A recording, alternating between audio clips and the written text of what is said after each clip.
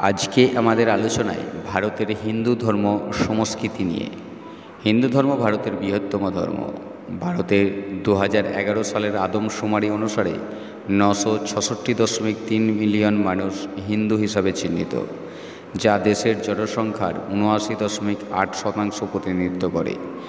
বিশ্বের এই হিন্দু জনসংখ্যার 94% ভারতে রয়েছে। ভারতীয় হিন্দুদের সিংহভাগই শৈব এবং বৈষ্ণব সম্প্রদায়ভুক্ত।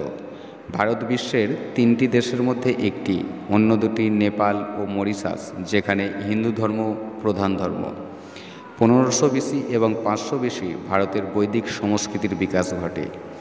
এই সময়ের পরে বৈদিক ধর্ম স্থানীয় ঐতিহ্য এবং ত্যাগী ঐতিহ্যের সাথে মিশে যায়, যার ফলে হিন্দু ধর্মের উদ্ভব হয়, যা ভারতের ইতিহাস, সংস্কৃতি এবং দর্শনের উপর গভীর প্রভাব ফেলেছিল। ভারত নামটি নিজেই সংস্কৃত সিন্ধু থেকে উদ্ভূত হয়েছে। সিন্ধু নদী ঐতিহাসিক স্থানীয় নাম। ভারতের সংবিধানের মূল কপিতে মৌলিক অধিকারের 3য় খণ্ডে রাম, সীতা এবং লক্ষ্মণের একটি চিত্র রয়েছে এবং রামকে জনগণের অধিকারের প্রকৃত অভিভাবক হিসাবে চিহ্নিত করা হয়েছে।